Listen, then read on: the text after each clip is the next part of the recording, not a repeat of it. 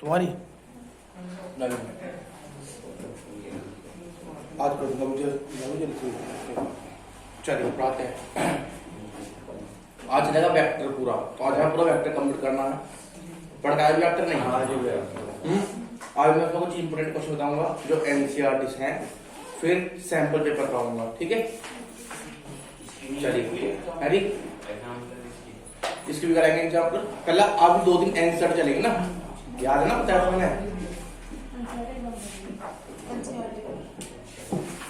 पहले 2 दिन शुरुआत में एनसीईआरटी करनी है, हमें एनसीईआरटी ज्यादा फोकस भी करना, ध्यान रखना। एग्जाम्पल तो ये है कि बस हाँ, और वेक्टर क्या पहले और एग्जाम्पल ना भी तो कोई दिक्कत ना, क्योंकि इसके एग्जाम्पल बहुत टफ पड़ेगी और वो आती है उस लेवल की, तो कोई दिक्कत ना है। और कराएंगे फिर थोड़ा जो भी होगा बताएंगे उस बारे में।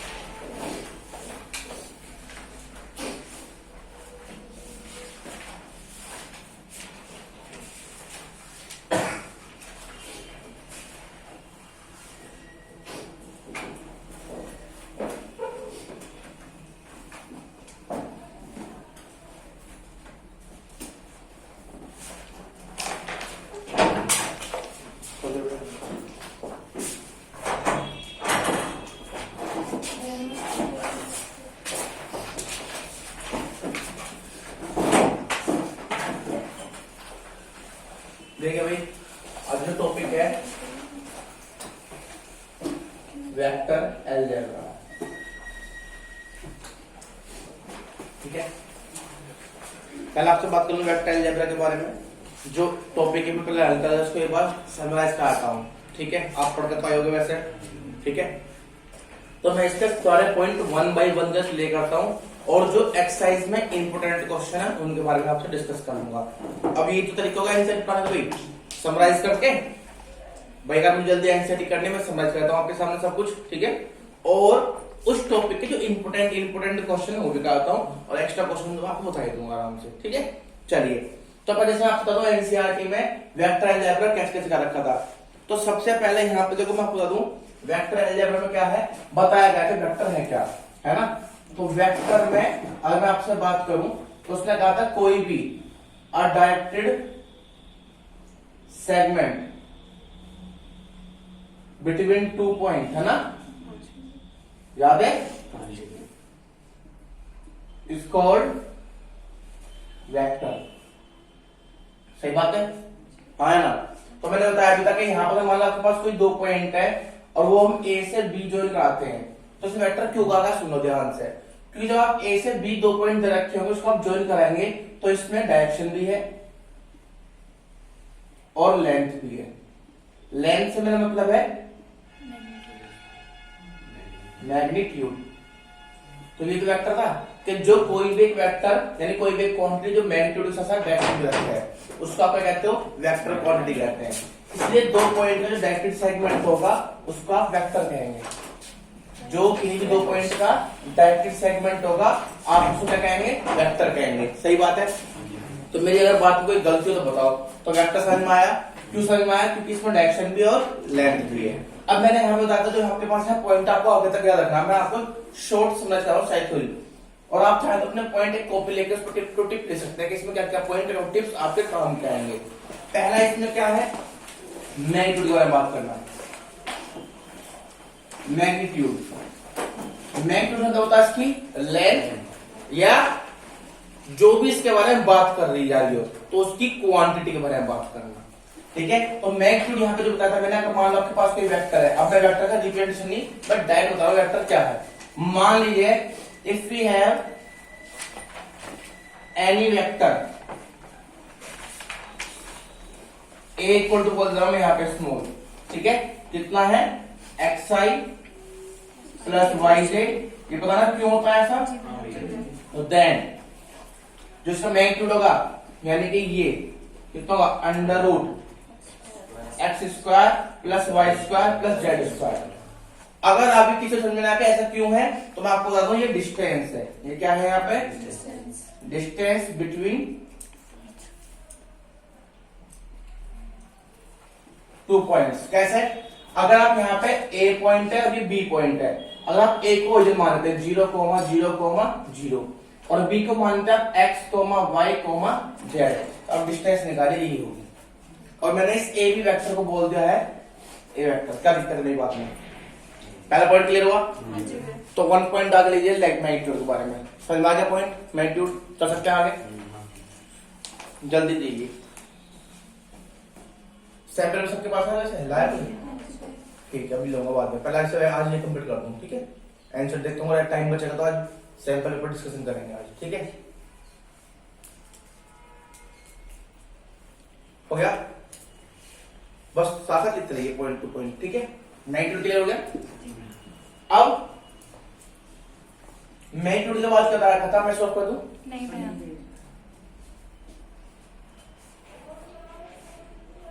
और अब वेक्टर 3D ध्यान से पढ़ लेना। मैं 3D आराम से पढ़ाऊंगा, 40 हफ्ते टेस्ट कैंसिल करना क्यों ना करना पड़ा, क्योंकि डिस्कशन हो चुका है, पेपर मार्च के एंड में होंगे, तो कोई दिक्कत नहीं। अगर मैं 1-2 हफ्ते पीछे भी निकालूं तो मुझे कोई आपत्ति ना रही है।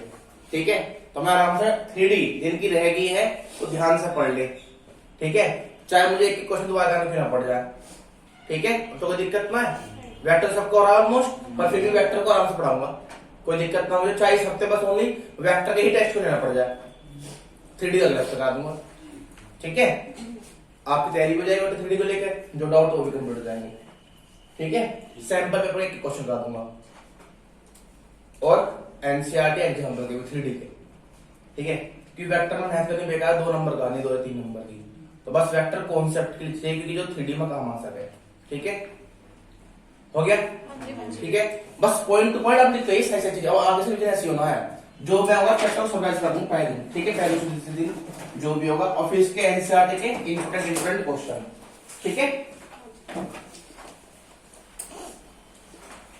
पहला पॉइंट क्लियर हो गया। अब इसके बाद जो इसमें बात की जा रही है यहाँ पे, अब जो यहाँ पे था, मैंने अभी आपसे क्या कहा कि यहाँ पे मैग्नीट्यूड तो काम आया।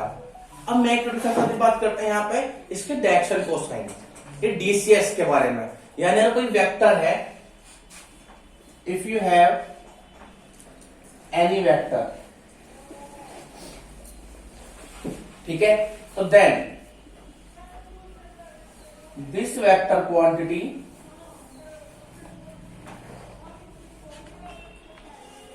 have carry inclination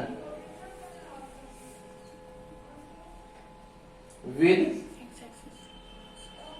x, y and z axis, because ये आपसे शॉर्ट नोट दिखा रहा हूं मैं अपनी तरफ से, जिससे कि आप बस याद रखें, बुक्स का मतलब नहीं मेरा, आपको बस याद करना और आपको समझाने के लिए। Because the representation of vector quantity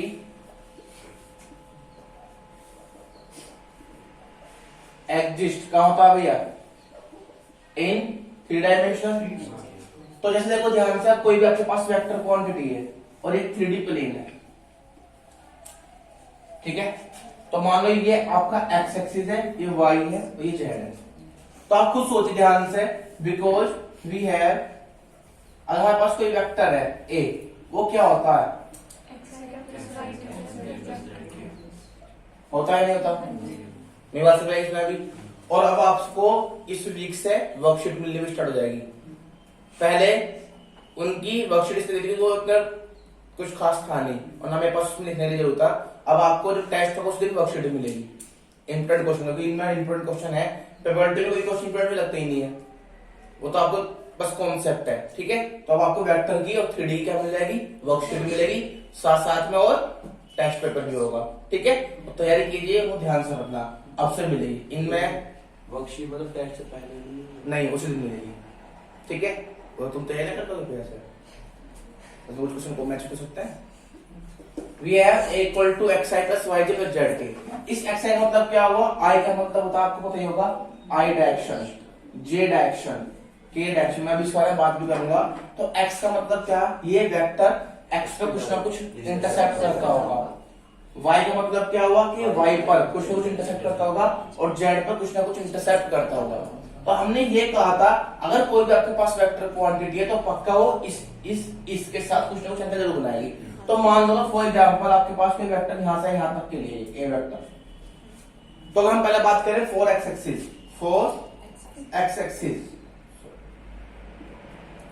तो यानी एक्स के लिए कुछ एंगल बात कर रहा, तो एक्स के लिए कुछ एंगल की अगर बात करें तो जितना इंटरसेप्ट होगा नीचे तक की बात होगी। अगर मान लो पॉइंट एक्स वाई जेड है, मान लो ये यहां पर मान लो, चलो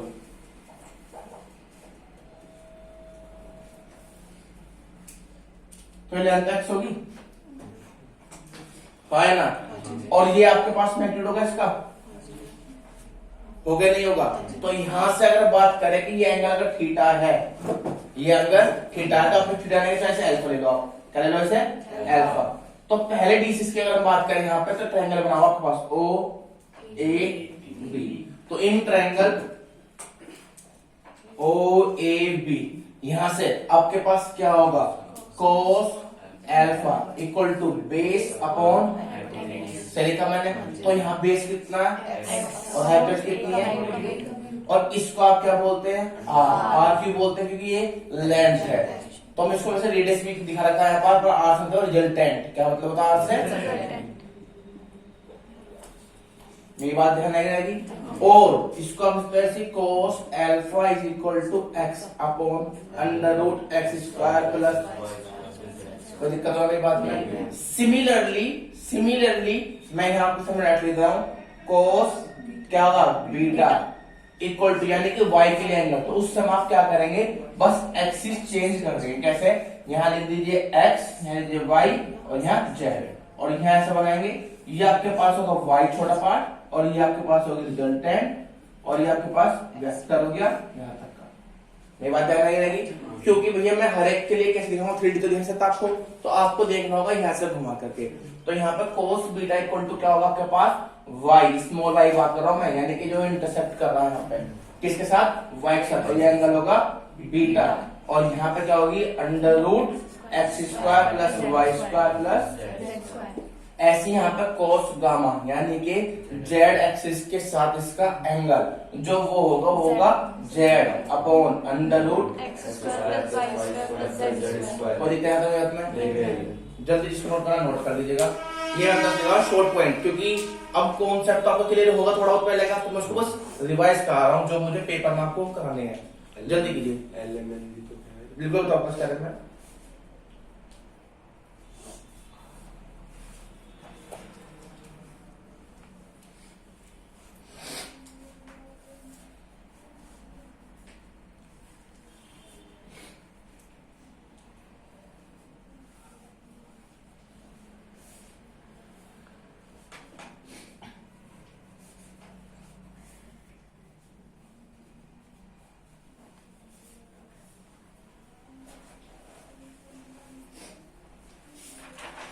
हो गया। अब नोट वाली बात ये है कि हम डीसी को छोड़ना नाम जानते हैं, तो डीसी मतलब क्या हुआ डायरेक्शन कोसाइन, मतलब क्या हुआ कोई भी वेक्टर किसी एक्सिस किस डायरेक्शन में जा रहा है, कोसाइन क्यों कहा क्योंकि ये यहाँ पे एंगल उस एक्सिस के साथ काउंट हो जाता है, तो ये बेस के साथ होता है, मतलब कि यहाँ पे बेस के साथ एंगल होता है ना कि परपेंडिकुलर के साथ, तो इसलिए यहाँ पे कोसाइन का इस्तेमाल किया गया। अब इनको हम किसी दूसरे नाम से भी जान सकते हैं, इसको हम बोलते हैं एल, इसको हम बोलते हैं एम, और इसको क्या बोलते हैं एम। बात ध्यान रहेगी, तो आप लिख सकते हैं कि DCS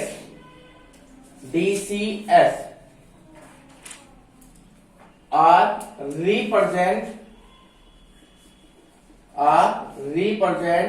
bye L M N, ठीक है, एल मतलब पहले वाला, एम मतलब दूसरे वाला और एन तीसरे वाला। मेरी बात ध्यान रहेगी, हाँ या ना, कोई दिक्कत तो नहीं किसी को, पक्का।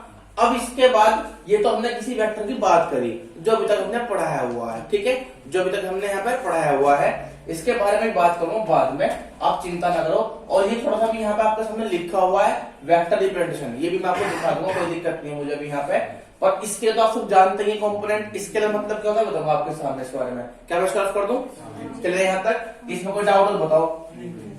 अभी पहले मैं बात करूंगा टाइप ऑफ वेक्टर, यहाँ पे जब वेक्टर की बात करेगा तो ये वेक्टर हो कैसे सकते हैं ये भी बताना पड़ेगा मुझे, है ना, तो जरा देख लो आगे ध्यान से यहाँ पे,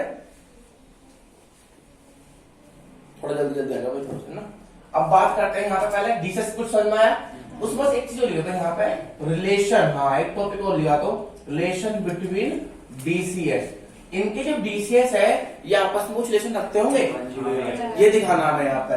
तो देखिए ध्यान से, if l m and n are DCs of any vector a. वे वेक्टर के लिए आप ध्यान से लगाते हैं, ये सिंबल जो होता है डायरेक्शन के लिए, और ये ए आपका मैग्नीट्यूड दिखाएगा, लेंथ जब निकालोगे इसकी। तो फिलहाल तो अभी क्या है, वेक्टर है। तो इफ एल एम एन क्या है, डीसीएस ऑफ एनी वेक्टर है, तो देन रिलेशन क्या होता है, सुनिए भैया ध्यान से।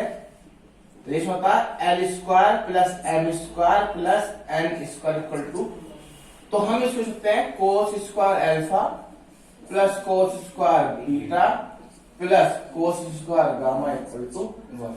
लेकिन क्यों है ऐसा, इसके बारे में भी आपसे बात करते हैं, वाई।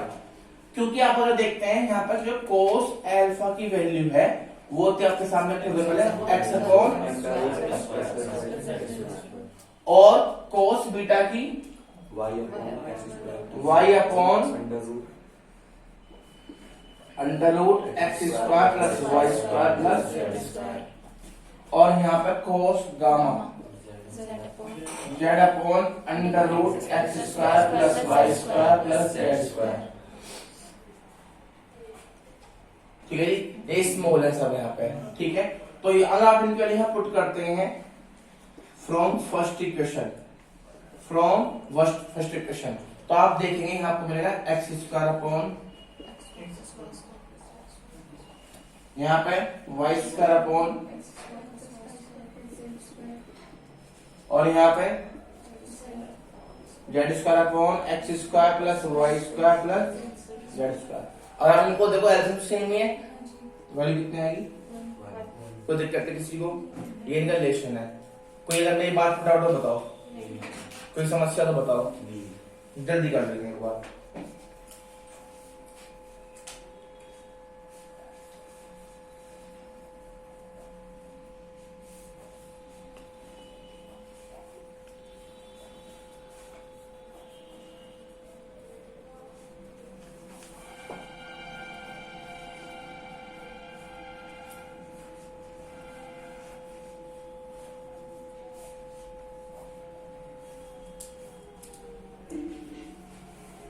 कोई दिक्कत किसी को? मैं बार बार बोल रहा हूँ भाई, रिकॉर्डिंग में सुनने से भी ध्यान से, वेक्टर और 3D अच्छे से कर लेना रिवीजन में, चाहे मुझे इस हफ्ते बस ओनली वेक्टर का टेक्स्ट को लेना पड़े, कोई दिक्कत नहीं, पर वेक्टर 3D अच्छे से कर लेना, क्योंकि उस समय आपको लगा था कि हो ना पाए ध्यान से। वैसे मैंने कराई थी उस टाइम भी बहुत अच्छे से, पर कोई बात नहीं, अब मैं पूरी आंसर अच्छे से करूँगा एग्जाम्पल के साथ, ध्यान से पढ़ना, ठीक है। कोई दिक्कत टफ कर दो, चलो हो गया। अब इसमें मैंने बात कही थी, अगर ये ऐसा होता तो इससे कुछ मैंने कहा था, याद है आपको, पहले भी कहा होगा एक चीज के बारे में, अगर आपके पास ये रिलेशन है, अगर ये रिलेशन है तो इसका मैंने रिलेशन की बात और कही थी, तो मैंने आपको लगा था कि उसने कहा था if cos square alpha cos square beta plus cos square gamma equal to 1 है, तो देन प्रूव दैट, याद आ गया कुछ, prove that sine square alpha plus sine square beta plus sine square gamma equal to, ये अपना फंसे लगाएंगे, ये होमवर्क याद है, याद है कुछ नहीं करना, इसको आप कर देंगे 1 minus sign square alpha 1 minus sign square beta 1 minus sign square gamma. कोई दिक्कत तो नहीं है, हाँ सॉरी यहाँ पर ठीक है, कोई दिक्कत, ये रफ कर दूं। अब डालिए आप पॉइंट में करके क्या जी, टाइप्स ऑफ वेक्टर, क्योंकि 1 मार्क्स में क्वेश्चन पूछ सकता है आपसे, ठीक है। क्या मैं रफ कर दूं, रफ कर दूं।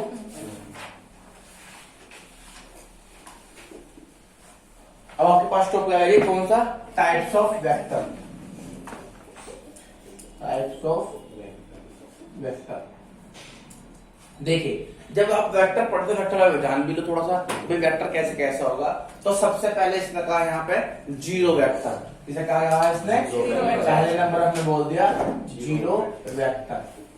देखिए आपको समझो जीरो वेक्टर, जीरो तो एक क्वांटिटी है, तो क्वांटिटी मतलब उसका लेंथ से बताएगी, यानी सब मैग्नीट्यूड से बताएगी, सीधी सी बात ये है। तो वेक्टर तो कहा ठीक है, पर लेकिन जीरो है, आप अब थोड़ा डीपली पढ़िए बात ध्यान से। तो जीरो है, ये जीरो क्या क्वांटिटी है, और जो क्वांटिटी होकर दिखाती है हमेशा मैग्नीट्यूड। तो इसका मतलब क्या हुआ, जिस भी वेक्टर का मैग्नीट्यूड जीरो हुआ वो जीरो तक कहलाएगा। इसका मतलब क्या हुआ, अ वेक्टर विच मैग्नीट्यूड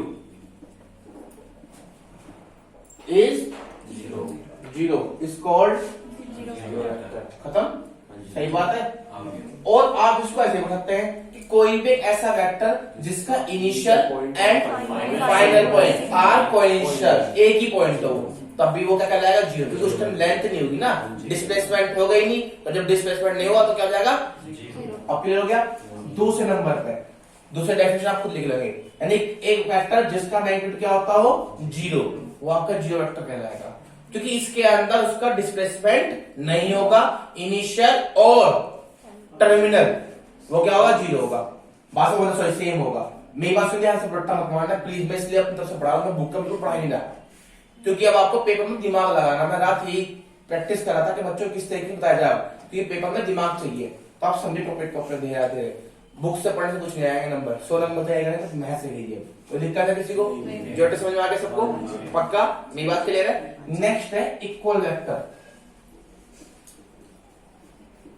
अब देखो यहाँ पे इस पे जोड़ दो इक्वल वेक्टर। इक्वल मतलब क्या होता है, बराबर। तो बराबर का मतलब क्या हुआ कि क्वांटिटी की बात हो रही है, इक्वल मतलब क्वांटिटी। तो लेकिन जो क्वांटिटी है किसी वेक्टर तीन पर डिपेंड करती है। इक्वल मतलब ये भी क्या है, क्वांटिटी। और क्वांटिटी मतलब क्या हुई कि वो क्वांटिटी क्या होनी चाहिए, बराबर होनी चाहिए, यानी कि सेम होनी चाहिए। अब जो क्वांटिटी है वो तीन पर डिपेंड करती है, एक्स कंपोनेंट, वाई कंपोनेंट और जेड कंपोनेंट। ये बात ध्यान रखेगी। तो सुनो क्या हुआ कि जब भी कोई दो वेक्टर, ये है इक्वल वेक्टर्स, जब भी कोई दो वेक्टर जिनके एक्स कंपोनेंट और वाई कंपोनेंट और जेड कंपोनेंट क्या होंगे, सेम। अब इस एक्स कंपोनेंट को बोलते हैं डीआर, इन सभी को, एक्स को, वाई को, और सब क्या बोलते हैं, डीआर। तो जिस भी वेक्टर के डीआर यानी कि डायरेक्शन रेशो, डायरेक्शन मतलब रेशो जानते हो ना, उनका अनुपात, कि भाई कोई वेक्टर है 2:3:4 में जा रहा है, तो जानते क्या हुआ कि वो एक्स वाई जेड में क्या होगा, 2:3:4, तो इसको बोलते हैं डायरेक्शन रेशो, क्योंकि इस रेशो के अनुसार उसकी डायरेक्शन मिलती है। डायरेक्शन तो इस हिसाब से मिलेगी ना, वही बात देना है ना। और डायरेक्शन रेशो के बाद ही आप क्या निकालते हैं, डीसीएस निकालते हैं। बात देना, ये भी याद रखना टॉपिक के बारे में। डायरेक्शन मतलब क्या हुआ, जो कोई भी vector x y z plane के किस रेशियो में डिवाइड करता है, ये बात ध्यान रहेगी। तो समझ क्या हुआ, 2:3:4। तो इस दो का मतलब क्या हुआ, एक्स पर इंटरसेप्ट, वाई पर इंटरसेप्ट और जेड पर इंटरसेप्ट। और इनके हिसाब से क्या मिलता है, आपका डीसीएस मिलता है, क्योंकि पहला जो डीसीएस होगा वो यहाँ पर क्या होगा, 2 इस पूरे का स्क्वायर प्लस इसका स्क्वायर प्लस इसका स्क्वायर। तो यहाँ 4 9 प्लस 16 ऐसी एम होगा और ऐसी जेड होगा। तो यहाँ बात कर रहे हैं इक्वल वेक्टर की, तो इसमें क्वेश्चन पूछ सकता है कि क्या उसके डीसीएस भी सेम होंगे, कहना बिल्कुल हाँ, डीसीएस भी बिल्कुल सेम ही होंगे। तो इक्वल वेक्टर का मतलब क्या हुआ कि उनके डीआर तो सेम ही है, यानी एक्स कंपोनेंट, वाई कंपोनेंट और जेड कंपोनेंट क्या होंगे, सेम होंगे। तो जब सेम होंगे तो उनके डायरेक्शन कोसाइन भी क्या होंगे, सेम होंगे।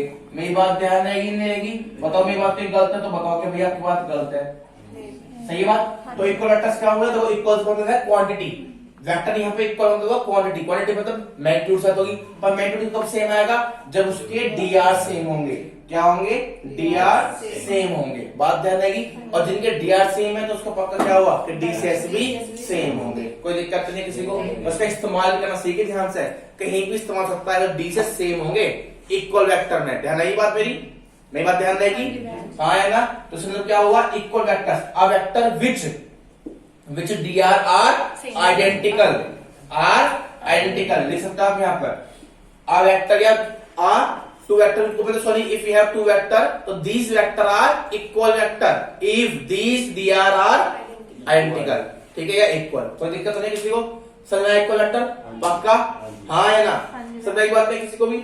नेक्स्ट थर्ड है आपके पास कौन सी, कोइनिशियल वेक्टर, कोइनिशियल वेक्टर, ठीक है। क्या मैं रफ कर दूं, मैं रफ कर दूं इनको,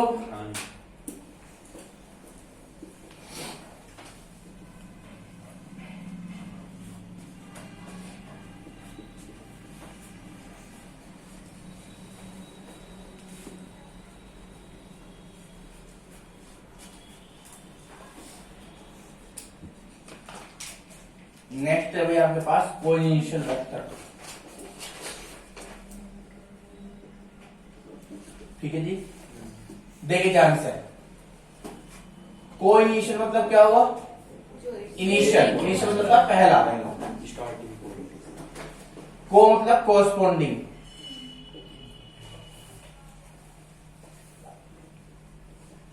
इसका मतलब क्या हुआ? यानी कोई एक वेक्टर जो उसके कोरस्पॉन्डिंग यानी उसके साथ दूसरा वेक्टर का दोनों का पहला पॉइंट सेम है। आप नाम बेटे समझो, को इनिशियल, को इनिशियल, इनिशियल मतलब पहला, पहला पॉइंट यानी first point.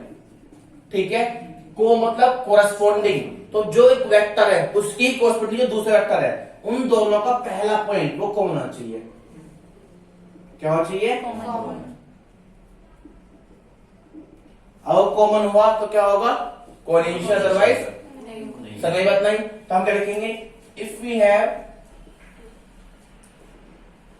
To vector A and B, then both are coinitial vector if क्या जी their first point या their starting points are same. मेरी बात ध्यान नहीं आएगी। और इसका जो डिफरेंशिएशन होगा कैसा होगा? जैसे मान लो वेक्टर ये और वेक्टर ये, तो मान लो वेक्टर आपके पास क्या ओ ए और ये ओ बी। बात ध्यान नहीं लगी? इनको आप क्या बोलेंगे? कोइनिशियल वेक्टर। कोई दिक्कत है? बात सही में ये बताओ भी। Next unit vector. Unit vector आपको बताया दो तरीके से होता है भैया। ठीक है, यूनिट से यहां समझो, चलो वो दूसरी बात बाद की बात है। यूनिट ये तो मैग्नीट्यूड दिखा रहा, तो जिसका मैग्नीट्यूड है तो यूनिट हो,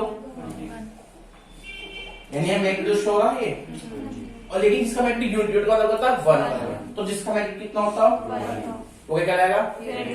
कोई दिक्कत? या अपना आप देखेंगे, a vector which magnitude is 1 is called unit vector. ठीक है, कोई दिक्कत नहीं बात में? कोई दिक्कत नहीं बात में? हाँ है ना?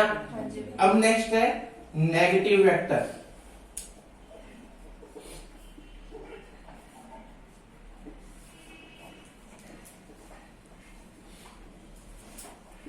आप समझो, वेक्टर तो कॉमन बात होगी। चलो ये नेगेटिव मतलब क्या होता है? हमने भी लाइफ में सुना नेगेटिव मतलब क्या होता है? उल्टा।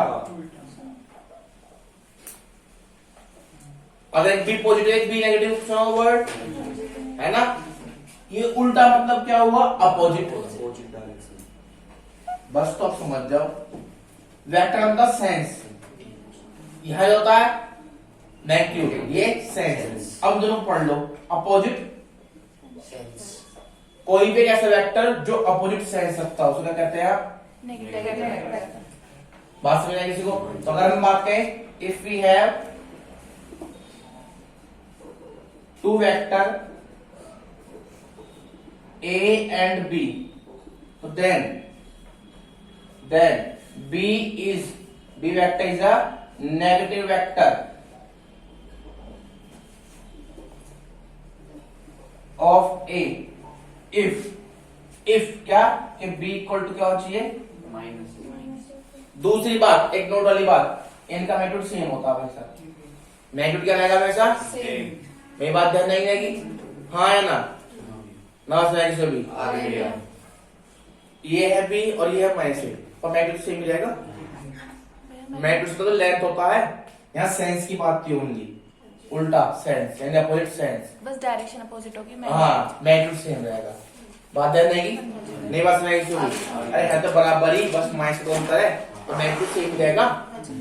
तो कॉमन सेंस की बात है, ऐसे कोई गलत है मेरी बात? अगर आप ओरिजिन से 2 यूनिट यहाँ जाओ और 2 यूनिट यहाँ जाओ, ये सेंस उल्टी हुई, तो लेकिन है 2 यूनिट। तो बात ध्यान में रखना क्या कि मैग्नीट्यूड क्या रहेगा?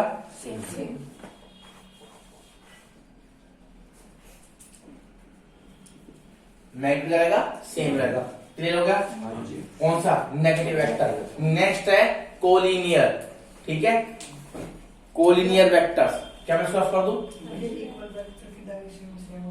इक्वल टू सेम होगा, सब कुछ सेम होगा, ठीक है, इक्वल टू सेम ही है, जैसे वो है आइडेंटिकल, जैसे वैसा है वैसे वैसी, ठीक है। चलो आगे, क्या मैं सॉल्व कर दूं?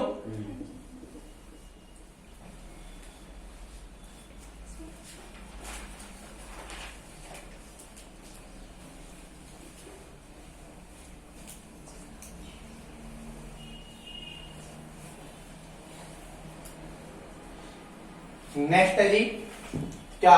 Collinear vector.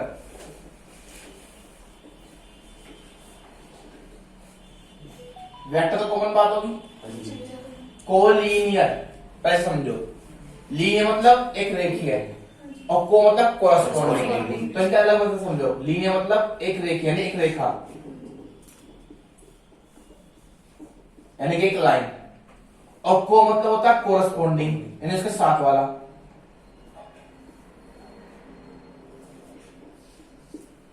इसका मतलब क्या हुआ कि कोई भी वेक्टर उसी रेखा यानी उसी डायरेक्शन में हो जो पहले में है। अब आपका भाई उसी डायरेक्शन मतलब क्या हुआ? अब मैं रिपीट करता हूं, यानी कि आपके पास वेक्टर तो एक बिल्कुल सिंपल सी बात है, क्या दिखाता है? सेंस, ठीक है। लीनियर मतलब एक रेखा, को मतलब कोरस्पॉन्डिंग। लीनियर मतलब ऐसे एक रेखा में होता है, साथ साथ एक डायरेक्शन भी बोल देते हैं कि एक डायरेक्शन में जा रहा। तो जो दूसरा वाला वेक्टर है कोरस्पॉन्डिंग वाला वेक्टर, वो भी उसी की डायरेक्शन में जा रहा हो या उसी रेखा की तरह ही हो, उसी रेखा की तरह ही हो। मेरी बात समझ में किसी को भी नहीं समझ में बात अभी? मतलब कैसे? समझे ध्यान से।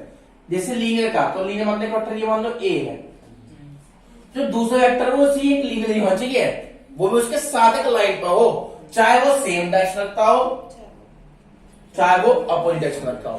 तो ये जो बी वेक्टर है वो या तो इस तरीके से होगा या फिर इस तरीके से होगा, यानी कि एक रेखे ही होगा। तो एक रेखे मतलब क्या हुआ? जब एक रेखे दूसरे रेखे की डायरेक्शन में जा रहा है तो मतलब कट नहीं करेगा, तो कट नहीं करेगा मतलब क्या हुआ कि ये इनके पैरेलल होगा। क्या होगा?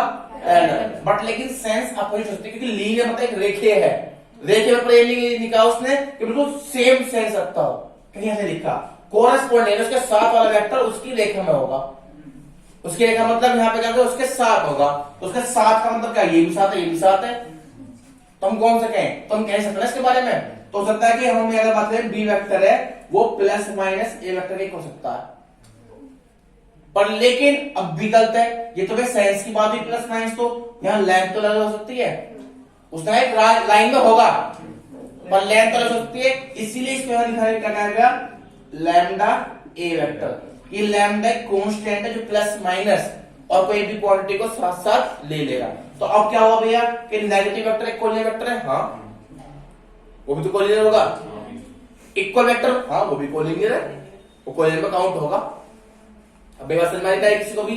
तो यहां समझो, कोलिनियर वेक्टर, वेक्टर मतलब होगा सेंस, लीनियर मतलब एक रेखीय एक लाइन में, ठीक है।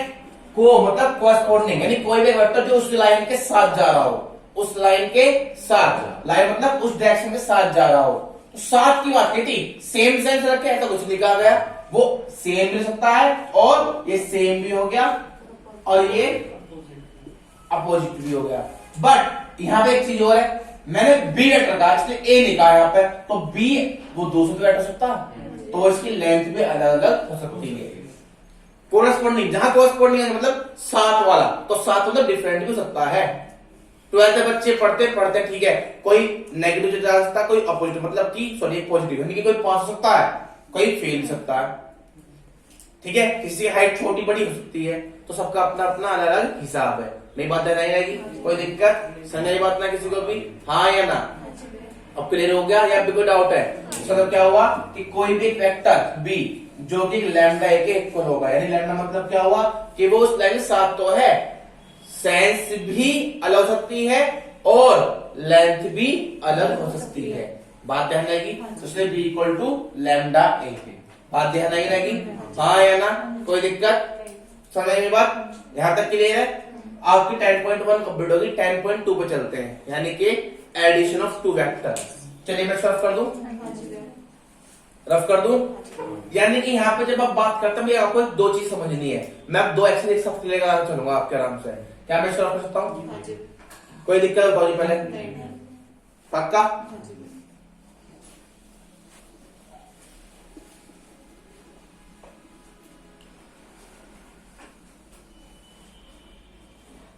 देखिए, एक होता है रिजल्टेंट वेक्टर और एक होता है इन द डायरेक्शन वेक्टर। दो मैं तो समझा, बस आपको बस ये चीज समझनी है। रिजल्टेंट दो, क्या रिजल्टेंट होता है? रिजल्टेंट कभी एक का नहीं होता, दो का होता है। इन द डायरेक्शन कोई दूसरा वेक्टर एक की दिशा में जा सकता है। ये थोड़ा अंतर है यहाँ पे। कोई एक वेक्टर वो एक ही दिशा में जा सकता है। सही बात है, वो एक की दिशा में जा सकता है। रिजल्टेंट कभी ऐसे नहीं होता, वो दो की दिशा में मिलेगा। बात समझ रहे हैं किसी को? तो वो दो की दिशा में होगा, जो रिजल्टेंट वेक्टर होगा वही दो की दिशा में जाएगा। पहले तो समझना यही है। बात समझ रहे हैं किसी को भी? अब यहां समझना क्या है रिजल्टेंट। रिजल्टेंट का मतलब होता है एडिशन का। इन द डायरेक्शन में काम क्या होता है? अब कैसे? समझो ध्यान से। मैंने अगर आपसे क्या कहा, सुनना ध्यान से इस तरीके से। एक वेक्टर ए है, एक वेक्टर बी है, तो जो रिजल्टेंट होगा वो क्या होगा? सही बात है। हाँ जी। दूसरा, मैंने आपके पास एक वेक्टर है, वो ए बी की दिशा में जा रहा है। मैं रिजल्टेंट तो लिखा, कहां काम है देखो, बी की दिशा में जा रहा है। बी की कितनी दिशा में जा रहा है बताओ? यहां दिशा की आवश्यकता नहीं पड़ती, यहां दिशा की आवश्यकता नहीं पड़ती, जो है उसके साथ चलना है। यहां दिशा की आवश्यकता पड़ती है। तो मैंने कहा एक वेक्टर ए है और बी सबसे ज्यादा दिशा में, यहां क्या होगा? दिशा तो कोई देगा, आया ना? तो यहां पे होता है ए डॉट बी, और ए डॉट बी क्या होता है जी? याद आपको, मोड ए। अगर ये इसके डायरेक्शन सेम हो जाएगी तो एंगल हो जाएगा 0 डिग्री, तो मोड है मोड भी हो जाएगा, तो आपको जरूरत नहीं पड़ेगी। बात समझ किसी ने भी आई या दूसरे के ऊपर जाएगी बात? तो यहाँ पर हम बात करें एडिशन कहां होता है। एडिशन क्या होता है? रिजल्टेंट वेक्टर शो करता है हमेशा। रिजल्टेंट समझ बात नहीं आई मेरी? नहीं बात समझ किसी को? और जो मल्टीप्लिकेशन है वो क्या दिखाती है? डायरेक्शन, किसी की डायरेक्शन में जाना। आपने अब तक जो पढ़ा होगा उसका रिजल्टेंट में आपको सॉरी उसका पूरा निचोड़ क्या होता है आपके सामने है।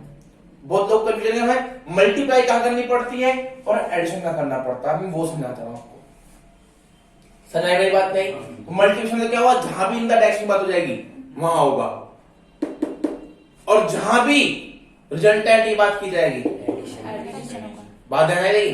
तो जहां डायरेक्शन ने कहा एक्स की दिशा में 4 यूनिट, तो आप क्या लिखोगे? चलो ठीक है, मैं कह रहा हूं कि मुरादनगर से मोदी की दिशा में 10 यूनिट जा रहा हूं, तो वहां एडिशन होने का। मोदी नगर से आगे 5 मीटर और चलूंगा मैं, तो यहाँ रिजल्टेंट होगा, क्योंकि एडिशन की बात हो रही है, उसमें 5 मीटर और ऐड करूंगा। तो देखो मुरादा मोदी नगर से आगे 5 मीटर और दोनों आगे। समझ बात नहीं? तो मैंने क्या कहा, जहां रिजल्टेंट की बात होगी वहां एडिशन है, और जहां इन द डायरेक्शन की दिशा में जाना है वहां मल्टीप्लिकेशन।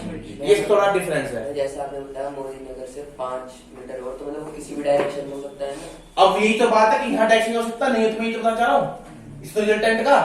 यहाँ जहां भी डायरेक्शन की बात होगी वहां पे मल्टीप्लाई हो जाएगा। सर नहीं बात है किसी को भी, या किसी को पूछा मेरी बात क्लियर हुआ? तो अब देखो आपके पास यहाँ पे क्या है? एडिशन रूल है। यानी 10.2 अगर मैं बात करूं तो आप चाहो तो डायग्राम बना सकते हो, आपकी इच्छा है कि जहां रिजल्टेंट वेक्टर होगा वहां पे आर, और उसमें आपको 2 वेक्टर जरूर चाहिए, ठीक है? और जहां पे डायरेक्शन होगा वहां केवल एक वेक्टर चाहिए बस। बात है नहीं रहेगी? कोई आवश्यकता तो बता मेरी बात में, या कोई ऐसी बात जो लगती है गलत है? तो जहां इंट होगी यहाँ और रिजल्टेंट। सही है बात? समझ में आई किसी को? क्लियर हुई मेरी बात? अब बात करते हैं थोड़ा सा यहाँ पर 10.2 में टॉपिक में। तो एडिशन में आपको समझ में आता हूँ क्या क्या टॉपिक इसके अंदर क्या है। पहले आप नोट करें, जल्दी नोट कर लो डायग्राम जो भी आपको समझना है। ये शॉर्ट नोट्स हैं, आपको काम आएंगे आगे तक के लिए, ठीक है?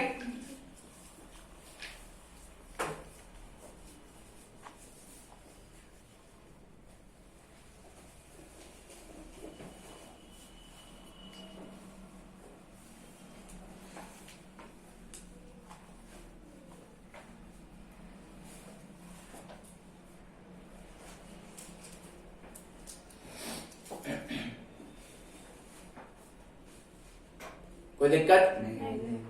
कोई समस्या बताओ?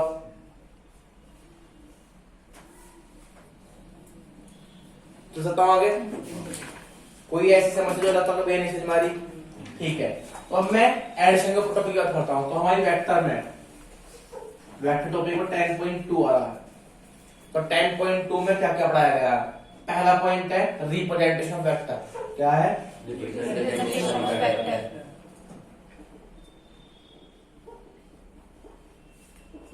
ठीक है। दूसरा यहां पे है कौन सा? Triangular law. क्या है? ट्रायंगुलर लॉ ऑफ वेक्टर, जिसको आप बोलते हैं रिजल्टेंट वेक्टर। ठीक है। यहां फिर आया होगा तीसरा पैरेललोग्राम लॉ, जिसका आप कॉमेडी लॉ बोल करते हैं।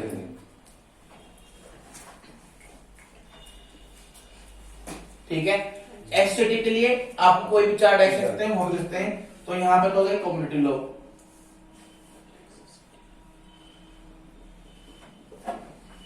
और यहां पे नेक्स्ट क्या है?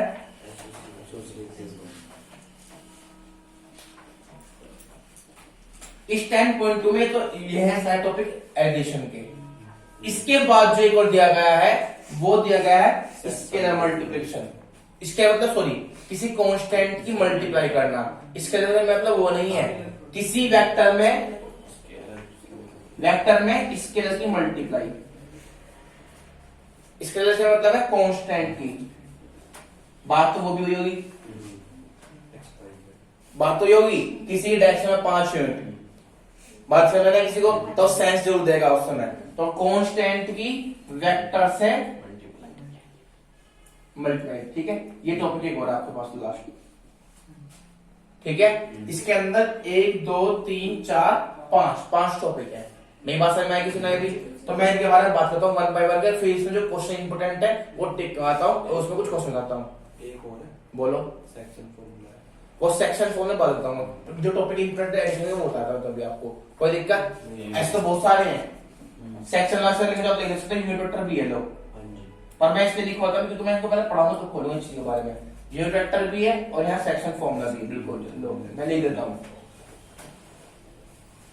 ठीक है, ये सब पॉइंट आप मार्क कर दीजिए क्योंकि मैं कितना लिखा देता हूँ। ठीक है, प्रोडक्ट वेक्टर लिखा है। हाँ, ये इसके लिए किसी कांस्टेंट देखो लिखे तो किसी कांस्टेंट किसी वेक्टर के साथ मल्टीप्लाई। ठीक है, बात में आ गया। अब मैं वन वन पॉइंट सारे क्लियर कराता हूँ आपके। फटाफट लीजिए 10.2 में क्या क्या कॉन्सेप्ट है। ठीक है, बात है नहीं? 10.2 में ये कॉन्सेप्ट है, ये शॉर्ट नोट्स आपके पढ़ने के लिए काम आएंगे। जब देखना इनसे आपकी स्पीड अच्छी हो जाएगी। रफ कर दूं? रफ कर दे? चलिए,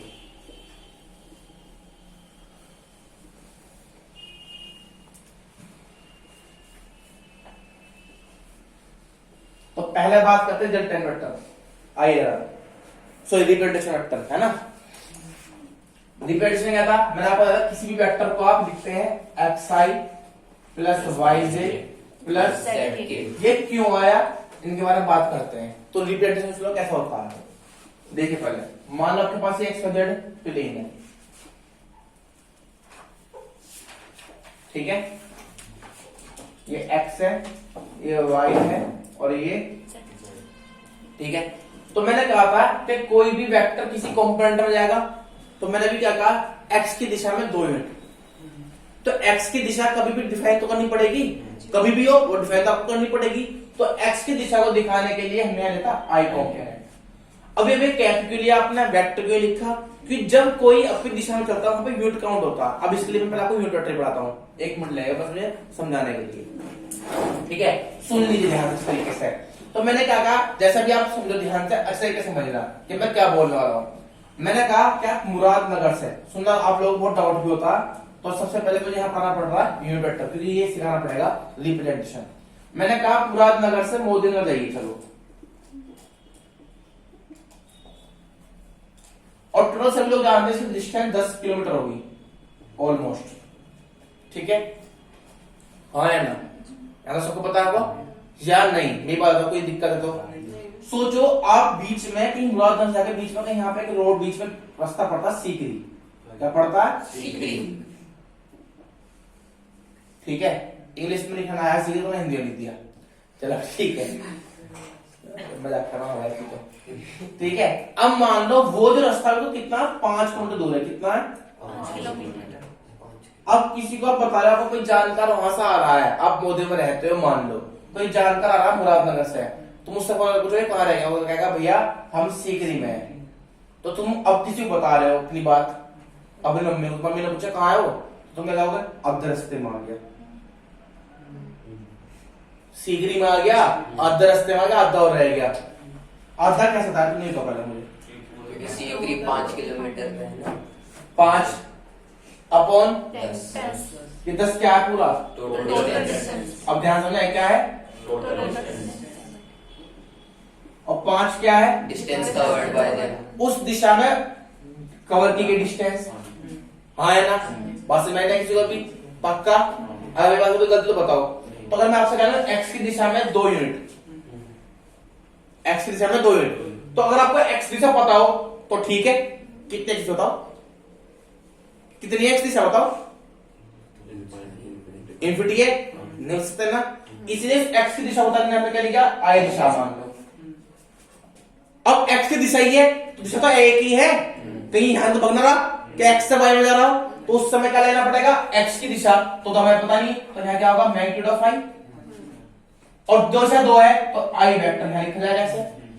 अब आई दिशा, जैसे मैंने कहा आई की दिशा आई मान लो, चलो अब ये तो हमें क्या लेना पड़ेगा 1, क्योंकि जब हमें पता ही नहीं है किसी की कितनी लेंथ है तो टोटल मैग्नीट्यूड कितना लेना पड़ता आपको 1। तो इसका मतलब क्या हुआ, जब कहीं ऐसे दिखानी पड़े तो वहां पर लिखना कैप, कैप मतलब उसी की दिशा में बात करना, तो इसका सिंबल लिया गया उसी की दिशा की बात करना। तो जैसा मैंने भी आपसे कहा कि मुरादनगर से मोदीनगर जा रहे हैं, तो मोदीनगर एक दिशा है ना, रास्ता नहीं होता जाएगा बीच में, सीधी सड़क आ रही होगी, तो टोटल होगा मैग्नीट्यूड, ये रहा जो रिप्रेजेंटेशन है उसका मैग्नीट्यूड, यानी आई का मैग्नीट्यूड 10 हो गया। उसकी दिशा में आप जा रहे हो, कितना जा रहे हो, आधा, जो भी जाए तो 5 का आपने तब तो लिखा गया होगा आपके सामने, तो इसलिए आपने यहाँ लिखा 5 आई की दिशा में, 5 आई की दिशा में, तो आई वेक्टर अपॉन मोड आई कितना हो गया, 5 आई गया।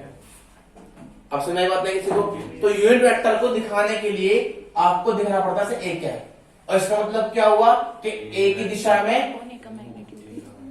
अब जितना आप जाओगे 2 यूनिट, तो 2 ही तो यहाँ पे कोई एक वेक्टर, मान लो आपसे कहोगे कोई एक वेक्टर है बी, वो ए की दिशा में 2 यूनिट जा रहा है, ए की दिशा में 2 यूनिट, तो ए की दिशा तो एक कैप होगी, 2 यूनिट मतलब वो लेंथ कवर की गई उसकी दिशा में, तो मैंने कहा 5 किलोमीटर डिस्टेंस कवर की जा रही है मुरादनगर से मोदीनगर की दिशा में, तो ये होगा 5 इंटू 1 अपॉन मैग्नीट्यूड ऑफ उस दिशा का, तो कितना हुआ 10, इसलिए इसको लिखा गया 5 अपॉन 10, 5 इंटू 1 अपॉन 10, क्योंकि 5 तब काउंट होगा जब इसमें काउंट होगा 1 1 करके पीस करके, 1 piece, 2 piece, 3 piece, 4 piece, 5 piece, 6 piece, 7 piece, 8 piece, 9 piece, 10 piece, क्योंकि आपने 1 1 किलोमीटर करके किए होंगे, तो एक होगा ये यूनिट क्वांटिटी, तो 1 अपॉन उस पूरे का मैग्नीट्यूड यानी पूरी डिस्टेंस 10, तो 5 डिस्टेंस कवर की जा रही, तो इस 5 को कैसे गिनाओगे, 1 से करके मल्टीप्लाई करके दिखा पाओगे, तो उस 5 की अस्तित्व नहीं रहने का, इसीलिए इस x को दिखाने के लिए आई कैप लिखते हैं, आई कैप मतलब आई अपॉन मोड आई, आई का आप जानते हो जैसे सुनते ना एक्स आई, सुना कभी बड़ा सा, अब देखते हैं वेयर आई इक्वल टू 1 2 3 4 5, तो इसलिए इसको जनरल रिप्रेजेंटेशन कहा गया, आई को तो कुछ हो सकती है, एक्स बता दूं मैं, ठीक है, बात समझ किसी को भी, तो इसलिए यहाँ पे ध्यान रखना जो यूनिट वेक्टर उसका मतलब 1, उसका होता मतलब 1 मतलब मैग्नीट्यूड, पर लेकिन दिशा बताई जा रही है, दिशा बताई जा रही है किसी दिशा में, तो मैग्नीट्यूड के रेस्पेक्ट बताई जाएगी, समझ बात नहीं किसी को भी, नहीं आई बात समझ किसी को, पक्का समझ में आ गया। तो आपने लिखा ना कि आधा, आधा मतलब क्या होगा 5 अपॉन 10, उसको इसको 5 इंटू 1 अपॉन 10, तो 1 मतलब एक एक यूनिट लेंथ उस 10 किलोमीटर के रेस्पेक्ट में, तो 1 अपॉन 10 यूनिट लेंथ होगी। अब 5 उसकी दिशा में जाया जा रहा है, 5 उसकी दिशा में जाया जा रहा है, तो 5 इंटू 1 अपॉन 10। अब के लिए मेरी बात, तो अगर मैं आपसे कह रहा हूं कि कोई एक वेक्टर निकाले बी जो ए की दिशा में 2 यूनिट जाता है, तो आप लिखोगे 2 इंटू ए वेक्टर, देखो इधर लिखोगे, बात समझ आएगी सभी। अगर आपने ले रखी है दिशा वो 1 ही होती है, कोई वेक्टर कहेगा तो फिर आपको निकालनी पड़ती है, बात समझ आएगी भी, ये आप भी गलत है मेरी बात, बताओ कोई सिर के ऊपर मेरी बात तो बताओ, ठीक है। तो अब समझे ध्यान से,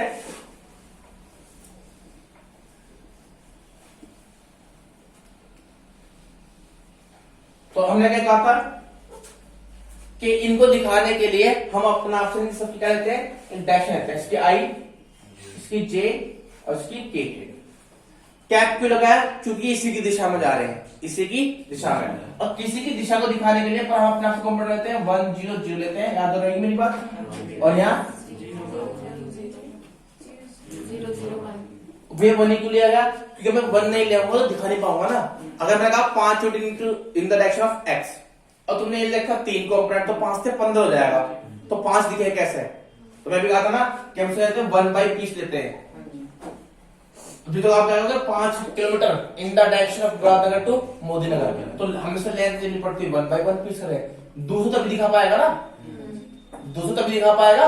अब बात समझ आई किसी नारी, इसलिए इनके कंपोनेंट कितने लेंगे हमेशा, बात ध्यान रहेगी, कोई दिक्कत होता है बात में। अब बात करते हैं रिप्रेजेंटेशन की, ठीक है, तो इनकी आवश्यकता आपको नहीं पड़ती, इनका रिप्रेजेंटेशन करते हैं, कोई दिक्कत किसी को, सबको समझ में आ गया। तो अब आप ये बताना, यहाँ तो एक्स लेंथ होगी तो एक्स आई होगा, ये वाला वाई जे, स्मॉल वाई जे, ये वाला ठीक है। अब मैं यहाँ पर कुछ करने वाला हूँ, जरा सब ध्यान से देखना।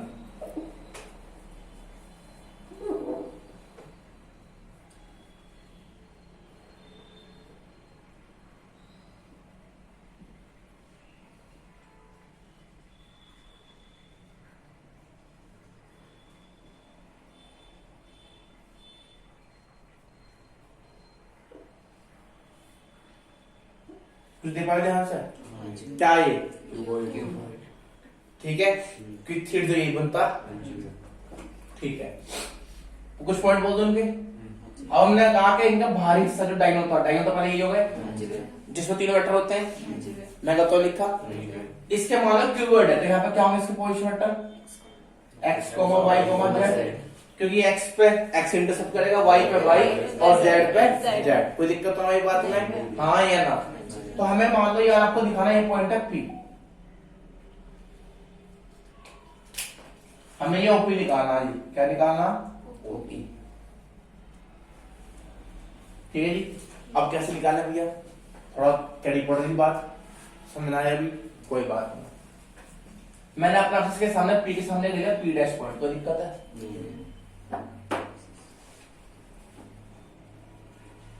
कोई दिक्कत है, OP कैसे होगा, हाँ या ना। मैंने कोई अगर बात गलत कही तो बताना कि आपकी बात गलत है, ठीक है, सही है मेरी बात। इसका ऐसा होगा, इसका ऐसा होगा, कोई दिक्कत होगा, हाँ या ना, डन है यहाँ तक। मैं इसको बता रहा हूँ, ये triangle O Q P dash, तो यहाँ जो पहले in triangle O Q P dash, दो समझ ध्यान अच्छे तरीके से। ये ओ क्यू क्या है, जेड पे इंटरसेप्ट तो है, इसके लिए कितनी होगी, बोलो आपको जेड, ठीक होगी जेड की कैसे, ये क्या पैरेलल टू एक्स है, जितनी डिस्टेंस होगी उतनी डिस्टेंस इसकी होगी, कमेंट देखते हो आप, तो सामने ही है, तो यहाँ कितनी होगी, तो लिखा, तो in triangle O Q P dash, O Q P dash, resulted vector में आपको नहीं पता क्योंकि आपको पहले से पता है। अगर आप चाहो जाता हूँ मैं, जैसे मान लो ट्रायंगल ये है, तो यार मैं पॉइंट से छोड़ता पर बता रहा हूँ, अगर आप ए वेक्टर जा रहे हैं यहाँ पे और यहाँ जा रहे हैं बी वेक्टर, तो ये होता है रिजल्टेड वेक्टर, ए वेक्टर प्लस बी वेक्टर, बात ध्यान रहेगी। तो इस हिसाब से यहाँ पे ओ पी डैश कितना होगा आपके सामने, ओ क्यू प्लस डैश, कोई दिक्कत किसी में बात है, मैंने कुछ गलत नहीं लिखा, ठीक है। तो यहाँ पे कितना होगा, मैंने गलत नहीं दिया, in triangle O P P, कोई दिक्कत तो ना, ये ऐसे जाएगा दूसरा वाला, कोई दिक्कत तो ना। तो आपके हिसाब से जो ओपी और जनरेटर वेक्टर है यहाँ पे, वो OP dash plus y dash होगा नहीं होगा, ये जो पता है अभी आपने निकाला, जेड के कैप प्लस एक्स आई प्लस वाई, ये कितना होगा, पैरेलल किसके है, जितना इंटरसेप्ट यहाँ का होते तो करेगा ये भी, कमरे सामने दीवार तो है, तो यहाँ पे कितना होगा, कोई दिक्कत अब आप पढ़ चुके हैं एससीडी लोगो फॉलो करता है और कम्युनिटी लोगो भी फॉलो करता है। वो 2 पॉइंट छोड़ दो पहले। यहाँ पे कितना हो गया? xi plus yj plus zk। कोई दिक्कत किसी को? रिप्रेजेंटेशन में आ गया? ये आपको पहला टॉपिक मैंने लिख के लेकर दिया, रिप्रेजेंटेशन ऑफ टू वेक्टर्स। पर मैं यहाँ पे 2 पॉइंट छोड़ दे रहा हूँ। पहला है रिजल्टेंट वेक्टर, छोड़ दिया मैंने, या वो खुद करना अपना। मेरा था ना ए ऐसे है और बी ऐसे है, तो टोटल डिस्प्लेसमेंट जो हुआ वो ए से बी तक का हुआ। ठीक है, शुरुआत मैंने यहाँ पॉइंट है ए, अब बी और यहाँ सी, तो ए सी पे जा रहे हैं। ये छोड़ दिया मैंने। दूसरा मैंने पॉइंट जो यहाँ छोड़ा है वो है कौन सा? Law of parallelogram, community law. सही बात है। मैंने कहा था ये वेक्टर ऐसा होगा, ये ऐसा होगा, ये ऐसा होगा और ये ऐसा होगा। तो यहाँ पे बता दो इसको ऐसे बनाएंगे, ये ए है, ये बी है, तो ये भी बी होगा और ये ए होगा। इसके हिसाब से ट्रायंगल में ए बी सी डी देखो ध्यान से, यहाँ से होगा ए प्लस बी, और आप ए टाइम में चलते हैं तो बी प्लस ए होगा। ठीक है, इसलिए बराबर होता है। ऐसे तीसरा पॉइंट बताऊंगा, चलो पहले कॉपी कर लीजिए इसको, थोड़ा जल्दी कीजिए, मुझे कराना टॉपिक पूरा।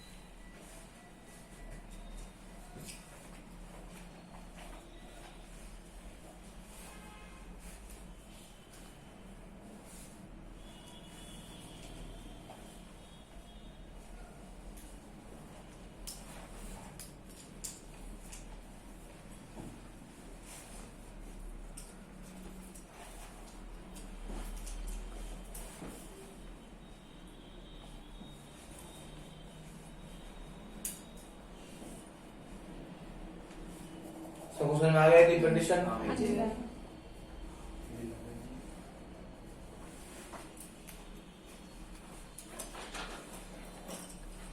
कोई दिक्कत है किसी जी? और तो डाटा समझ में आ रहा है? पीछे चुप जा रही है बात, मैं सोच रहा पढ़ाऊंगा, आपको कोई दिक्कत ना मुझे।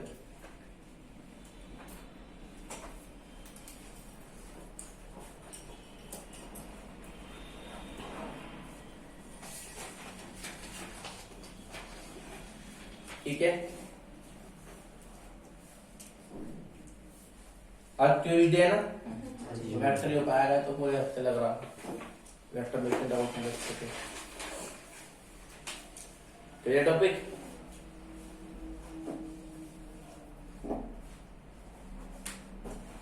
चलिए आगे, कोई दिक्कत? यहाँ पे ओपी डैश है, कौन सा कोई है? इन ट्रायंगल ओपीपी डैश वाला नीचे ट्रायंगल ओपी डैश। यहाँ पे OP equals to नहीं जी, OP डैश प्लस वेक्टर, उसके ऊपर वेक्टर का साइन P डैश। तुमने वो लगाना बोली, वो तो तुम्हें लगा सको खुद ही, समझदार हो। ये कह पर हमें पानी है, टीचर परफेक्ट होना चाहिए, समझिए।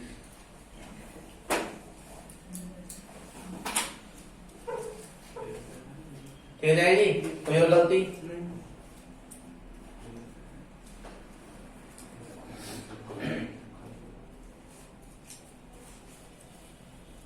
चल सकते हैं क्या हम आगे? चले क्या आगे?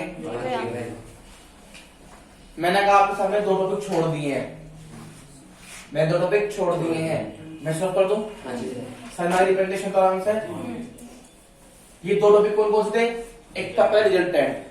रिजल्टेंट मतलब सुनो ध्यान से क्या होता है। रिजल्टेंट मतलब होता है टोटल डिस्प्लेसमेंट, इसको ध्यान से पढ़ना सीखिए। इसको बोलते हैं टोटल डिस्प्लेसमेंट। बात है नहीं रही? तो जैसे आप ए से बी गए और बी से सी गए, तब टोटल गए कितना? तो आप लोग भाई हम ए से सी जा रहे हैं, इसको बोलते हैं रिजल्टेंट वेक्टर। तो जो रिजल्टेंट होगा ए प्लस बी होगा। यहाँ पर डायरेक्शन की आवश्यकता क्यों नहीं पड़ती, सुनो ध्यान से, मैंने वहां नहीं बताया था क्योंकि ये ऑलरेडी डायरेक्शन दे चुके हैं, इसलिए यहाँ पे रिजल्टेंट डायरेक्शन जरूरत तो नहीं पड़ती। मल्टीप्लाई में क्यों पड़ती है इसके बारे में बाद बताऊंगा आपको, इसलिए क्यों कहा गया मैं इन डायरेक्शन। ऐसे ही यहाँ होगा। दूसरा ये है प्रॉपर्टी लॉ, इसको बोलते हैं लॉ ऑफ पैरेललोग्राम। आप देखते हैं पहले in triangle of A B C, A plus B equal to R vector यहाँ पे। लेकिन जब बात करेंगे आप इस ट्रायंगल में एडीसी, तो पहले बी प्लस ए जा रहे हैं, तो यहाँ पे आर वेक्टर की वैल्यू बी प्लस ए, इसलिए दोनों क्या होंगे। तीसरा ने कहा यहाँ पे आपके पास है एफ से रिलेटेड, तो मैंने आपसे कहा था कि आप कोई भी अपना आपसे डायग्राम बनाइए जो आपका मन करता हो, ठीक है। ये हो गया। मैंने कहा था ये पॉइंट होता, ये है ऐसा लग पी क्यू आर एस। कोई भी जो आपको पहले बन गया, दो ट्रायंगल बना लो आप उसके अंदर, एक पहले मान लो ये बन गया, तो आप उसको कुछ बोलोगे ए वेक्टर, यहाँ बी वेक्टर, यहाँ सी वेक्टर, यहाँ डी वेक्टर, कोई दिक्कत ना। मैंने तो गलत लिखा होता बात पहले, मेरी बात समझ में मारी तो बताओ। तो यहाँ से आप B plus C equal to तो होगा, B plus C equal to R हो गया, बी प्लस सी इस मान जरा ये तो ऐसे जाएगा, ये इक्वल टू होगा, क्योंकि आप पहले जाओगे फिर ये जाओगे। सुनो ध्यान से, लागन फी बताओ ना, ये आपके पास फिगर है पी क्यू उल्टा रखे हैं point, P Q R S, कोई दिक्कत तो ना। तो पहले आएगा इन ट्रायंगल कौन सा लगा, पी क्यू आर, तो लिखा मैंने, ये तो आपने खुद लिखा था उस टाइम पे। तो यहाँ पे क्या होगा, P Q plus Q R, only ये लगा, ये बस पढ़ने तरीका। तो इक्वल टू क्या होगा, पी आर ना पी आर है, अभी पी आर के अंदर वो है। चलो जी, P Q R equal to P R, क्या लिखा है, क्या लिखा है, पी आर नहीं पी आर है, डोंट बी कंफ्यूज, ठीक है। तो यहाँ पे पी आर वेक्टर जो होगा वो कितना होगा, आर वेक्टर, ये कितना है। अगर दोबारा आते हैं आप इन ट्रायंगल, तो आप चलेंगे है ना, ये फिर ये जाएगा। तो यहाँ पे क्या होगा, इन ट्रायंगल कौन सा, पी आर एस, अब ठीक है पी आर एस, ठीक है। तीसरे बंदे के एंट्री हो चुके दो के बीच में, कोई दिक्कत। तो अब आपके पास यहाँ पे क्या होगा भैया, पी आर, लो जी पी आर हो गया, फिर आर एस हो गया, लो आर जी कॉमन हो गया, एस के साथ भी है, पी के साथ भी और एस साथ भी, इक्वल टू पी भी कम ना तो भी हो गया, ठीक है। अब चलो आप यहाँ पे पी आर कितना है, आर एस कितना है, मैंने गलत लिखा गया, इक्वल टू कितना हो गया, तो यहाँ से ए वेक्टर कितना आया, गलत लिख दिया मैंने, कोई मेरी गलती, पर यहाँ पहले क्या थे, बी प्लस, कोई दिक्कत। अब दोबारा ट्रायंगल ले लो, लाइन दूसरी मार दो खींच तो बीच में, क्या मैं लाइन अब क्या ले लूं,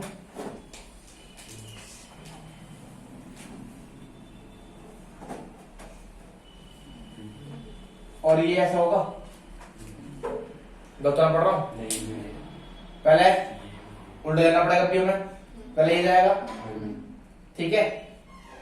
चलो उल्टा पढ़ लेते हैं, पहले ये जाएगा ऐसे, फिर ये जाएगा, तो ये मिलेगा, मैं गलत लिखा तो आ जाओ पहले in triangle P S Q, in triangle P S Q से लिखा मैंने, पी इसकी ऐसी है, इसकी ऐसी है, तो हमें पता ये जाना होगा, फिर ये जाना होगा, गलत तो लिखा मैंने, बता मेरी बात गलत हो भैया, बात गलत है, डैश सही है, ऐसे लिखूं बताओ, ये लिखूं ये लिखूं, सही है, ठीक है।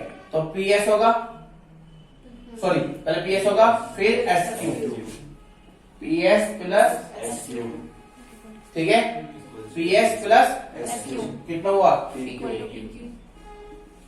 ऐसा डैशिंग होता है, डैशिंग नहीं होती, पर कुछ लोग कोई बात नहीं, देखते हैं क्या गलती आती है।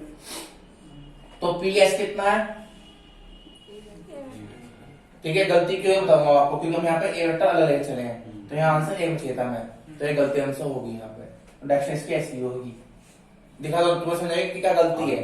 हमने यहाँ पे ए वेक्टर का अलग किया हुआ है, तो हमें यहाँ से ये दिखाना कि बी इक्वल टू मतलब B plus C plus D होना चाहिए, तो सी प्लस डी ऐसा चाहिए था, तो ये वेक्टर डैश ऐसा होगी उल्टी, पर तू सही हो, पता चलिए गलती क्या है। चलो तो तुम कहते हो पति तो ठीक है, लो माननी बात, तो अब ट्रायंगल दोगे सारे उल्टे बन गया, अब सही, पहले पी क्यू सही लिखा है ना? देखो, अब आगे से डायरेक्शन नहीं आ रही तो आप चाहो तो पहले ऐसे ले लो, फिर ये ले लो, तब ये आ जाएगा। तो पहले एक काम करो, पढ़ लो Q R S, triangle Q R S. तो पहले क्या हो गया? क्यू आर, फिर अब ठीक चल दिया मैंने, इक्वल टू। अब बताओ कोई गलती करना मेरी बात में? क्यू आर कितना है? अब चला सेम मैटर, ये देखो ना C plus D equal to Q S.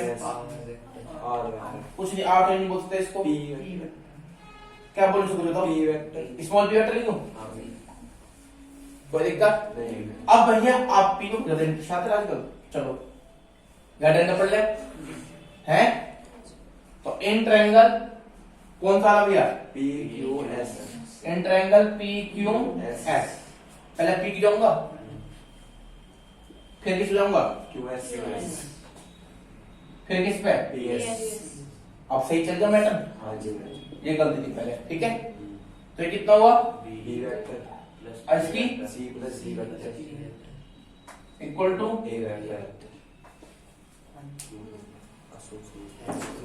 समझ में आ गया? ये ऐसे डिप्रूव कर दिया। इन दो जो होती थी, तीसरा आपको दिखा दिया ऐसे डूलो के लिए, कोई दिक्कत? यूनिट में दुआ लिखाता हूँ, ये हो गया, कोई दिक्कत? रफ कर दूं? है कोई जरूरत नहीं इसको कॉपी करने की, वैसे जरूरत नहीं पड़ेगी, बस आपको ये दिखाता, इस जरूरत नहीं पड़ेगी। पर हाँ कुछ क्वेश्चन में आपको बना पड़ सकता है, तो वो आपको ऐसे जरूरत नहीं है, ठीक है? मैंने तो आपको समझा दिया, ठीक है? कोई दिक्कत किसी को?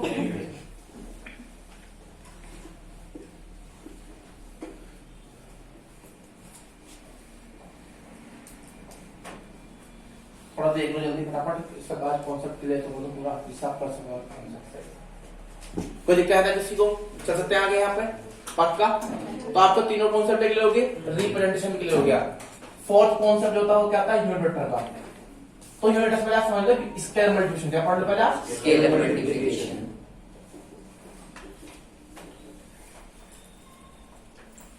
ऐसे लिखता हूं, एनी वेक्टर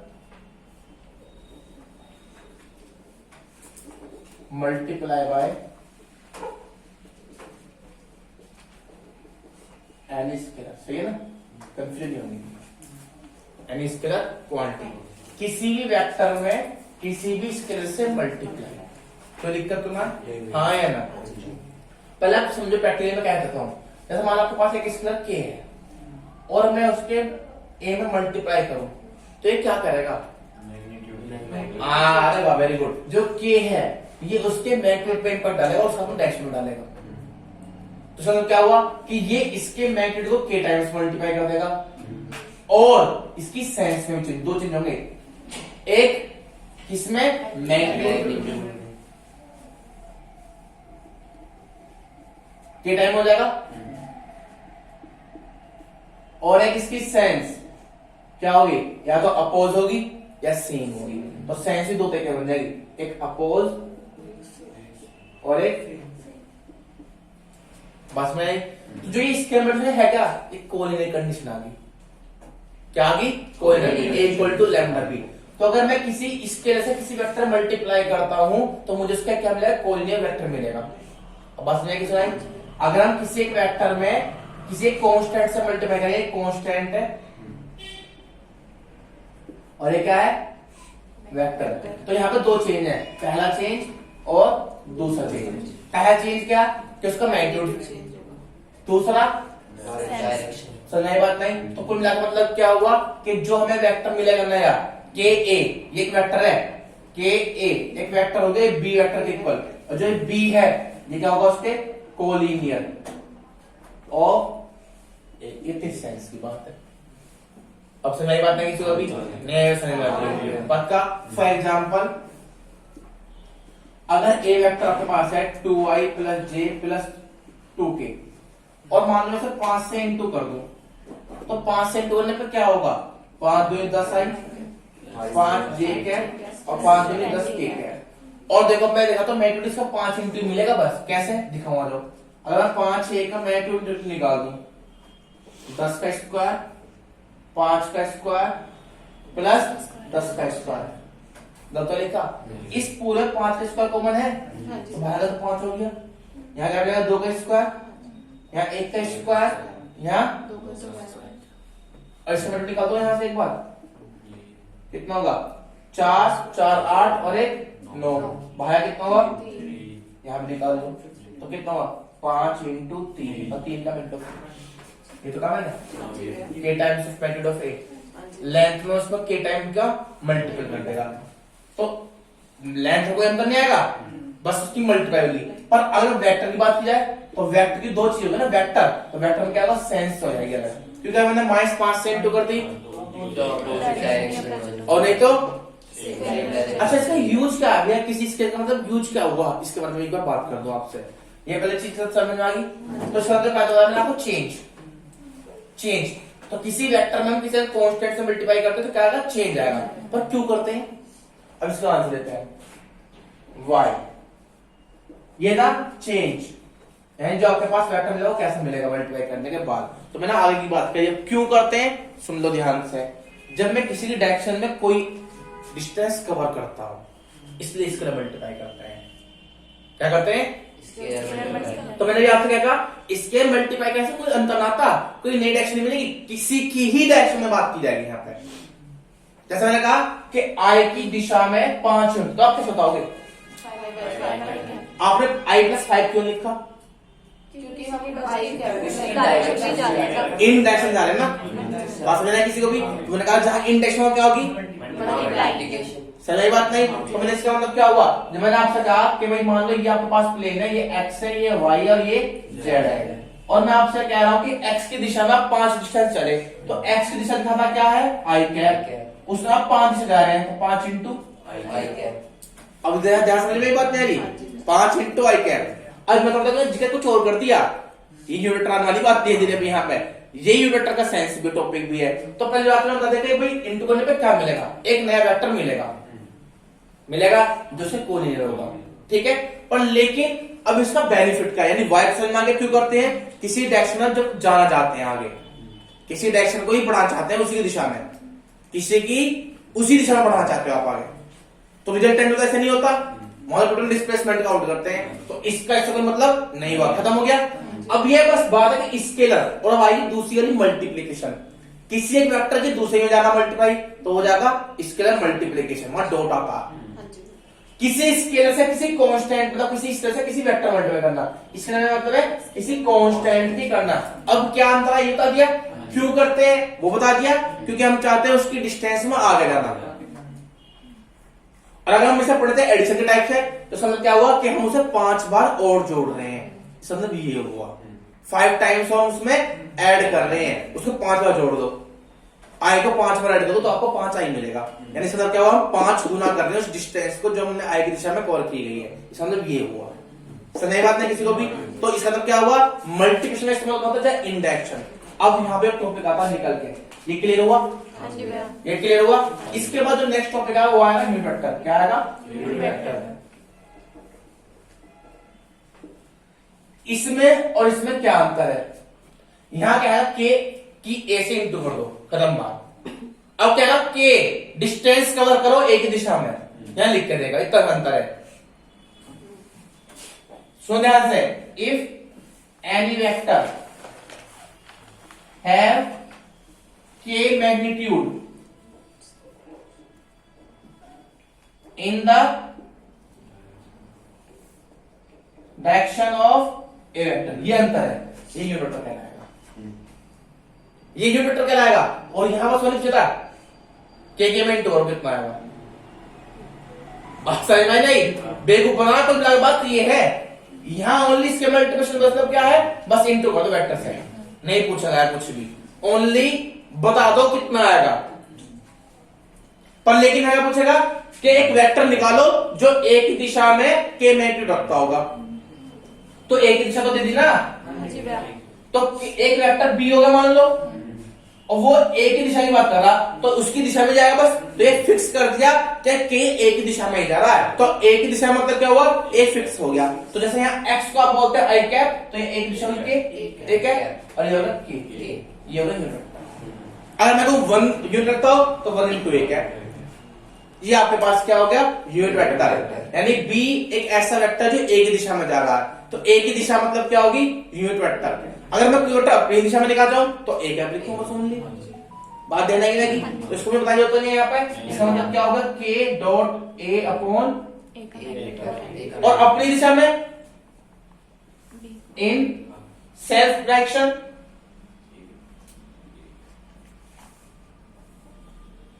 ए कैप, यानी कि ए वेक्टर अपॉन बात ध्यान नहीं लगी, बात में आया किसी को। अब सुनना है मेरी बात या किसी को पिलाई मेरी बात, तो ये मैंने आपने टॉपिक के देख रहे बुक से मतलब नहीं, बस एक्स्ट्रा पढ़ाऊं क्योंकि जो क्वेश्चन में यूज होंगे मैं बता रहा हूं आपको। कोई दिक्कत किसी को? हाँ या ना? अच्छा, अगर मैं कह रहा हूं कि आप इसका थोड़ा इस्तेमाल करते हैं, इसका कहीं हो, एक वेक्टर है सी जो कि एक रिजल्टेंट वेक्टर है ए वेक्टर और बी वेक्टर का, उसकी दिशा में यूनिट वेक्टर निकालो।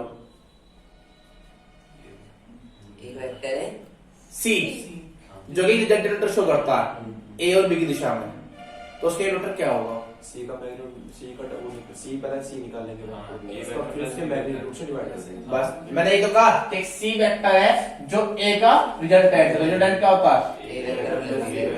हमें निकालना क्या सी की दिशा में यूनिट कैप वेक्टर, तो सी कैप तो पूछ रहा, सी वेक्टर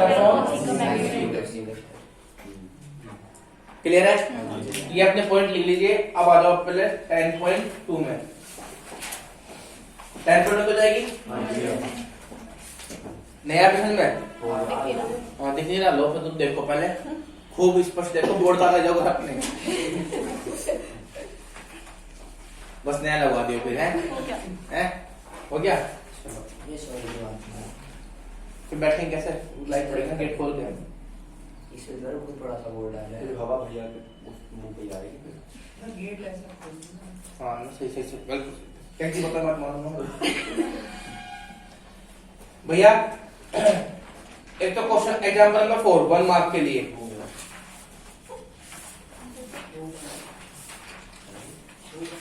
एग्जांपल 5 8 1 मार्क के लिए, और 2 में 27 बार जहां तक है, ठीक है। सेक्शन फॉर्मूला मैं कल पढ़ाऊंगा, ठीक है। 10.2 में आ जाओ भैया। 4th क्वेश्चन आया हुआ सैंपल में रखा 1 मार्क में। 7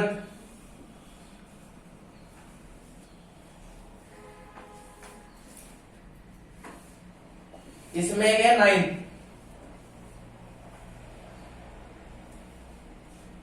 10 एक वेक्टर था इसमें a प्लस बी प्लस सी की डायरेक्शन निकालो, कहां है वेक्टर क्वेश्चन दे रहा। चलो भी देखते हैं 13 क्वेश्चन नंबर 9 है वो 9 है। अरे एक a प्लस बी प्लस सी ऐसा एक ऐसा क्वेश्चन था, एक वेक्टर a दे रखा है, a वेक्टर b दे रखा है, c दे रखा, तो कह रहा find the vector in the direction of 2a plus 3b minus c। मैं कल सैंपल में देखा 2 नंबर में होगा वो नहीं रहता।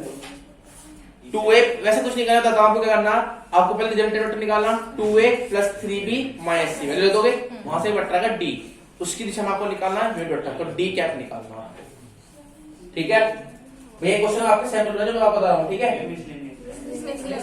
मिसेज में अच्छा वाला, ठीक है। 13 क्वेश्चन हो जाएगा, 14 क्वेश्चन आता है 1 मार्क में, 15 में भी कराया ना, ये भी इंपोर्टेंट है भैया। हाँ ये बात बता रहा हूँ 19 कर लेना भैया, और 18 भी अब हो जाएगा ऐसे। कल मैं आपको प्रेडिक्शन पढ़ाऊंगा और क्या पढ़ाऊंगा, प्रोडक्ट। कल मैं आपको 10.3 कराऊंगा, सैंपल पे लगाया कोई, मैं तो 7 नहीं चला गया, देने जरा एक बार, कोई भी दे दो, टिक कर दो पेन से, तुम भी टिक करो कौन कौन से क्वेश्चन करने हैं।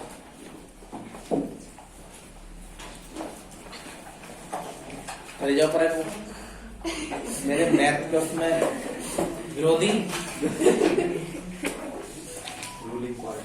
हाँ तो विरोधी है, एक नंबर की विरोधी है। देखो ये पहला क्वेश्चन तो सेक्शन फॉर्मूला है 1 मार्क में, पेज नंबर 331, तो इस पर टिक कर लो, अच्छा क्वेश्चन है। और देखो आगे दूसरा क्वेश्चन जो आपको बताया था a प्लस बी की डायरेक्शन में निकालना, ठीक है।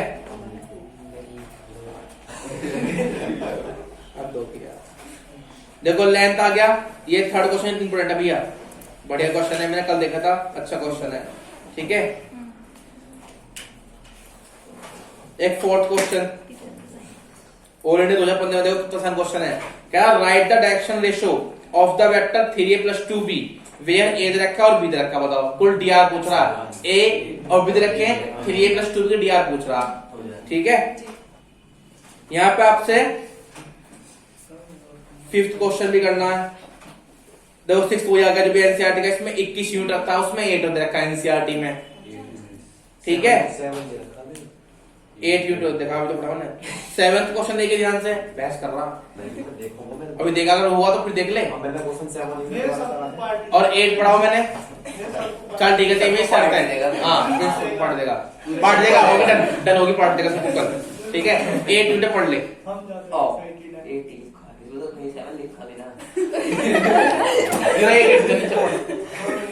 पढ़ देगा कल, ठीक है भैया, डन होगा। चलो बस आप देखो 7th क्वेश्चन को दिया, ये आपके एनसीईआरटी विश्लेषण में है, पर वो ऐसा है, कह रहा find a vector A of magnitude 5√2 making an angle π/4 with x, π/2 with y and an acute angle theta. देखो याद है? हाँ जी भैया। ये क्वेश्चन एनसीईआरटी का है और ये ऑलरेडी 2014 में आया हुआ, इस बार हो सकता है रिपीट हो। वहां यूनिट देखा था, आपको विश्लेषण में है, वहां यूनिट देखा था। ये आपको बताता हूं, मैं भी जरा सुन लो, एक चीज और रहेगी, वो टॉपिक बताता हूं आपको। यहाँ पे सुनने ध्यान से, ये गाना भूल गया मैं गलती से, ये रख पढ़ दूं।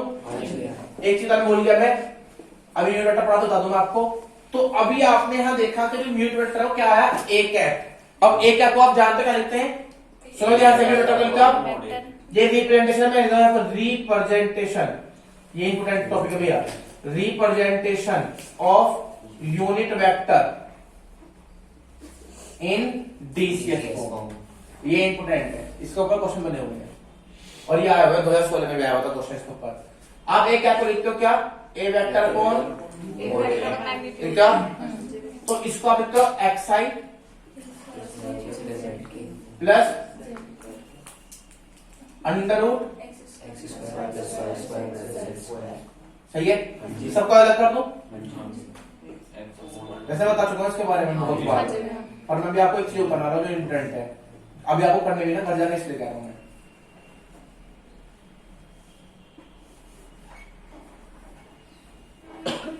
और यहां होगा जेड अपॉन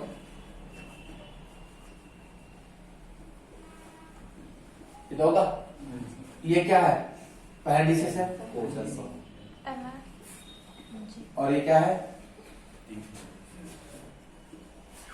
ये हो गए Li plus Mj plus Nk, ये होगा आपके पास ये। अब सुनो ध्यान से, ये तो हुआ डिसेस फॉर्म में, अगर कहीं आपको एंगल दे रखा हो इन एंगुलर फॉर्म, ये बहुत इंपॉर्टेंट बात है,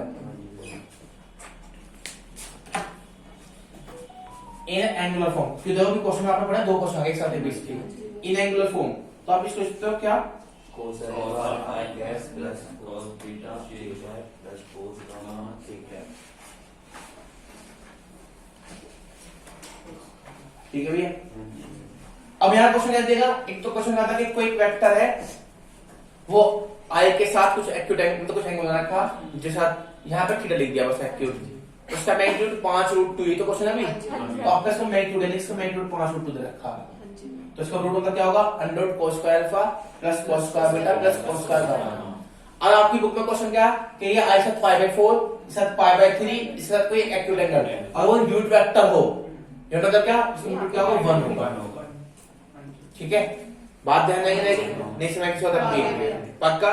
अच्छा एक बात और है, एक और इसमें नोट वाली बात है भैया, अगर हम ए कैप से इंटरवल तो क्या होगा बताएगा, वेरी गुड लड़की, शाबाश, ये बात ध्यान में रखना। क्यों, अगर आप इसकी इनटू से कर दो खुद, आई क्या आएगी, जे की जगह में के एम है, l square plus m square plus n square, value क्या जाएगी, बात ध्यान रहेगी। मैं ये ऐसे क्लोज पैटर्न में पढ़ाया भी था, n cap dot n cap 1 होता है, पर मैं आपको यहाँ दो बता रहा हूँ, ये इंपॉर्टेंट बात है, ए की ए से ही करना, किसी वेक्टर खुद से करना, किसी वेक्टर सॉरी यूनिटरी खुद से करना, क्या देगा। अब इसका यूज आएगा, देखना लिखूंगा अभी, मेरा थोड़ा सा ना देखा मैंने। ठीक है, हो गया, ये लिख रहा है पॉइंट इनपॉइंट करके। ठीक है, आपके पास ये एक 8 क्वेश्चन है, write a vector in the direction of the sum of the vector. अभी तो था a प्लस b की दिशा में। भैया 9th क्वेश्चन करना, ऑलरेडी 2014 में आया हुआ, देख लो। कह रहा find the value of p, है ना, फॉर विच द वेक्टर ये एंड ये आर पैरेलल। पैरेलल जानते हो क्या होता है? सेम होगा, ठीक है। एक क्वेश्चन देखो अच्छा है 10वां, क्या राइट द वैल्यू, तुमसे मैंने कहा था कि ले लो सैंपल पर, ढाई सौ कोई बड़ी बात ना है, आप ऐसे भी खर्च कर दो। तुम अपने आईसीएससी में लग रहे हो, वहां से भी इसी में मैच करना है क्वेश्चन, देखना आप, बस आपको यहाँ ज्यादा करनी पड़ेगी, वहां कम करनी पड़ेगी। तुम्हारा पेपर बहुत हलवा हुआ है, तुम अपनी बुक देखो, बुक में से बहुत नुक्कड़ छुपा मिलता है पेपर। तुम्हारी प्राइवेट बुक लगी हुई, बस इतनी बात है। अगर प्राइवेट की भी आरडी शर्मा उठा देगा तो बहुत ज्यादा क्वेश्चन। फिर तो ऐसा नहीं है कि तुम्हें लगता है कि आईसीएससी टफ है या सीबीएसई आसान है। सीबीएसई पेपर अच्छा आता कंपेयर टू आईसीएससी, तो आप सैंपल पेपर ले लेंगे ना, आपको करेक्शन सारा मिल जाएगा। अब आप बैठी तो ऐसे आराम से अपने एक सैंपल टेस्ट लो, वो जो पेपर ओरिजिनल लिया अभी ने पेपर, तुम क्या लेना, एक वो लो सीबीएसई की, एक अपना आईसीएससी का सैंपल पेपर, सब पेपर आ रहे हो लास्ट 10 ईयर के, उन्हें प्रैक्टिस कर दो बस। तो एक सैंपल लेने का दिक्कत आ गई, चाहिए सोचा तो 250 तुम दे दो भैया है तो क्या दिक्कत आ रही है, यही सोच रहा था मन में। क्या write the value of cosine, देखो ये कह रहा right the value of cosine of the angle which the vector ये मेक विद y एक्सिस। देखो कितना घुमा दे क्वेश्चन, कुल 1 मार्क है ये, 10th क्वेश्चन दिल्ली में आया हुआ कंपार्टमेंट में, पूछ डायरेक्शन कोसाइन का, बच्चा घूम जाएगा। कैसे लिखा, write the value of cosine, cosine लिखनी है of the angle which the vector a equal to i plus j plus k make with y axis. तो y एक्सिस में 1/3 होगा, इतनी सी बात है, 1 नंबर पूछा हुआ क्वेश्चन है, ठीक है। 11th ये हमारे यहाँ के देखो, यही दिल्ली में आया और यही ऑल इंडिया 2014 सी में आ गया हमारे कंपार्टमेंट में, उसमें x के साथ पूछा गया बस एंगल, ठीक है। ये करना आपको 12, देखो 9 भी 12 आ गया क्वेश्चन, ये कि वो 9 मैग्नीट्यूड रखता है एक वेक्टर की दिशा में, तो 9 भी करना है, 13 भी करना है, इन्हीं के ऊपर ज्यादा बाहर ना रहा भी, ठीक है। 14 फ्री आ गया टॉपिक ये रहा, ठीक है। 15 भी करना भैया, ठीक है। आ गया क्वेश्चन, इफ ए रखा है, बी दे रखा है, are two equal vector, then नहीं बोला इक्वल वेक्टर रखा, तो एक्स वाई निकाल दो, यहां से सेम कंपोनेंट होंगे। ये 17 क्वेश्चन देखो 2019 में आया हुआ, और फिर 2013 में आया हुआ और 2019 में भी आया हुआ है, पिछले साल आया पेपर में। ये मैंने कहा था 5 साल क्वेश्चन रिपीट हो जाए, यही क्वेश्चन था। और आपके एनसीईआरटी का P and Q are 2 point with position vector 3a minus 2b and a plus b is respectively। ये 3a minus 2b वेक्टर है P, और दूसरा क्या है Q, जिसके क्या पॉइंट है a plus b। क्या write the position vector of A point R which divide the line segment PQ in the ratio 2:1 externally। आपकी बुक का क्वेश्चन है, और ये 2013 में आया हुआ और 2019 में, इसको लिखो 2019, हमारे यहाँ आया 2019 में, ठीक है जी। 18 देखो ये फिर वही क्वेश्चन 2013 में भी है, ठीक है, सेम वही क्वेश्चन है। और देखो इसी का 19वां क्वेश्चन भी वही है, तीनों सेक्शन फॉर्म लेगा। कह रहा find the sum of the vector a and b and c। Sum तो निकाल दोगे, 20 से भी करना, 21 से भी करना, 22 भी सम निकालना, ठीक है। 23 भी करना, 2012 में आया हुआ हमारे यहाँ भैया। 24 भी करना है, 25 सेम ही है, छोड़ दो, ऐसे कर लेना।